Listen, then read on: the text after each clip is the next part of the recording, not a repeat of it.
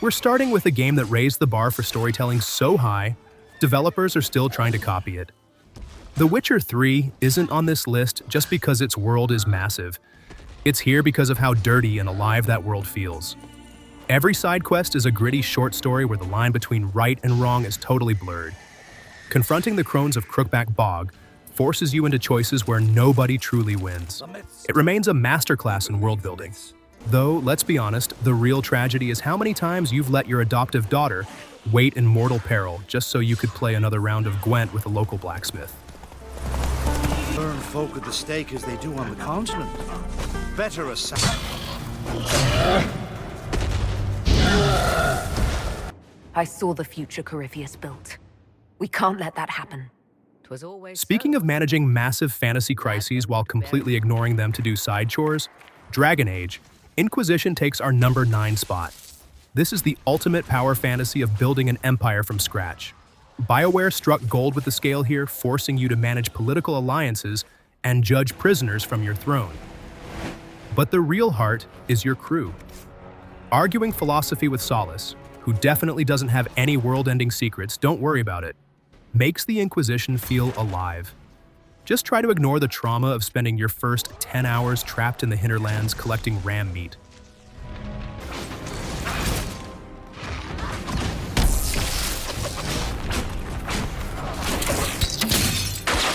Come on, we...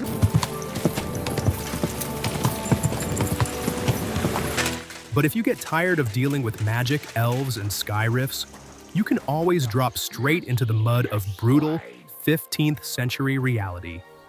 Kingdom Come, Deliverance 2 doubled down on the hyper-realistic simulation that made Henry's first journey a cult classic. There are no chosen ones here. If you don't practice your swordplay, you will get absolutely destroyed in a ditch by a peasant holding a heavy stick. The world reacts to everything, even whether you bothered to wash the blood and feces off your armor before talking to a merchant. It's the perfect game for experiencing the raw stress of medieval life. I'll see us again, I swear. Vanish!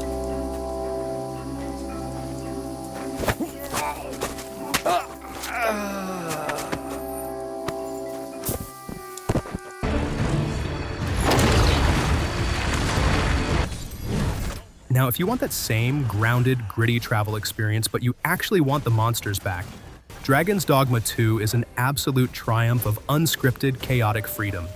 Capcom stripped away modern handholding, forcing you to rely on a team of AI pawns who absolutely will not stop talking about ladders. The brilliance here is the unpredictability. You could just be walking down a dirt road, only for a griffin to smash out of the sky, destroy your ox cart, and drag you into a 20-minute brawl. Just make sure your pawns don't catch the dragon's plague, or you're going to wake up to a completely empty city and a lot of regrets.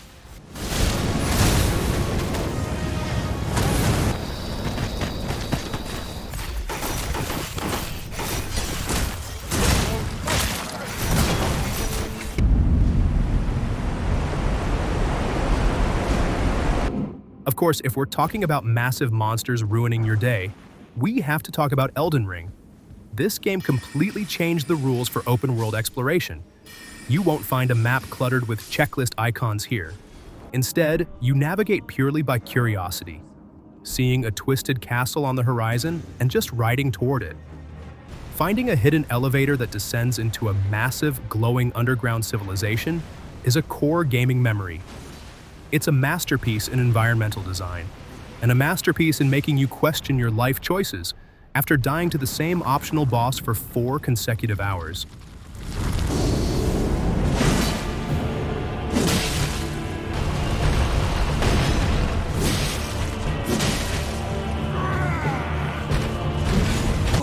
Thanks for all your help, sir. Elden Ring leaves you entirely isolated in a dying world, but our number 5 spot throws you right into a web of intense anime relationship drama.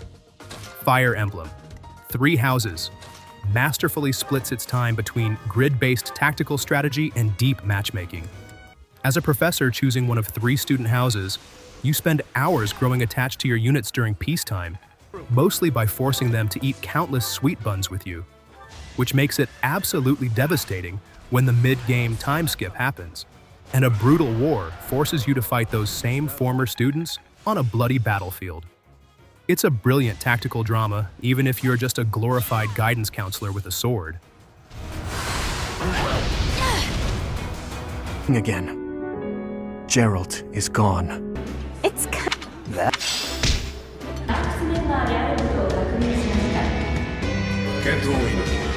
If you love that high-production Japanese RPG style but want your turn-based combat with a massive side of cinematic spectacle, the Final Fantasy VII Remake series did the impossible. Square Enix perfectly blended flashy, real-time action with tactical command menus, creating a combat loop that feels fast but deeply strategic. What makes this project stand out is how it expands on the lore, giving Midgar and its iconic characters room to breathe, while keeping fans constantly guessing about where the timeline is actually going. It turns out you can actually reinvent a 1997 sacred legend, as long as you're willing to completely break the space-time continuum to do it.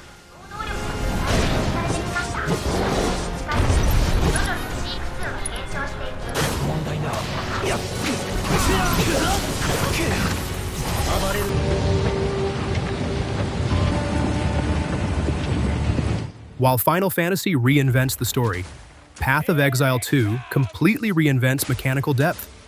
This is a monument to build complexity and deep endgame systems. Grinding gear games overhauled the skill gem system, adding a level of fluidity to the isometric combat that puts its competitors to shame. Every encounter requires active positioning, dodging, and a deep understanding of your character. If your favorite part of an RPG is having a passive skill tree that looks like a map of the entire universe, this is your holy grail. It's a literal paradise for theory crafters who look at a complex spreadsheet and get genuinely excited.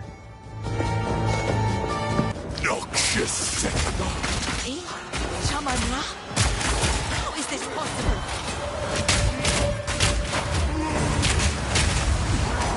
The astral prism. They were just trying to find Moonrise. They all head there. But if you want that exact level of mechanical depth applied to absolute role-playing freedom, you get our runner-up, Baldur's Gate 3. Larian Studios basically digitized a real-world Dungeons & Dragons campaign. Every single problem has a dozen solutions. You can talk your way out of a boss fight, sneak past it entirely, or explode the whole room using a ridiculous pile of smoke powder barrels. The world reacts to your choices in a way that feels alive.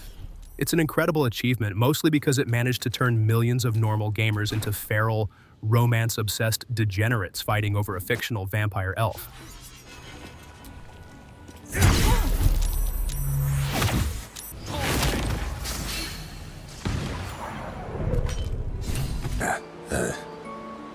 Exactly. I kind of miss seeing her there. So what could possibly beat out Baldur's Gate? The absolute masterpiece that is Clair Obscur. Expedition 33. Sandfall Interactive delivered something truly special, built on a premise that grips you immediately. A literal paintress wakes up once a year to paint a number on a monolith, turning everyone of that age to dust. The journey of the expedition to destroy her before she paints 33 is packed with heartache and philosophical weight. It perfectly marries classic turn-based strategy with real-time reaction triggers for dodges and parries, wrapped in a gorgeous Belle Epoque art style. It is visually stunning, emotionally devastating, and the finest RPG experience of our time. It turns out turning 33 is terrifying even in a fantasy world.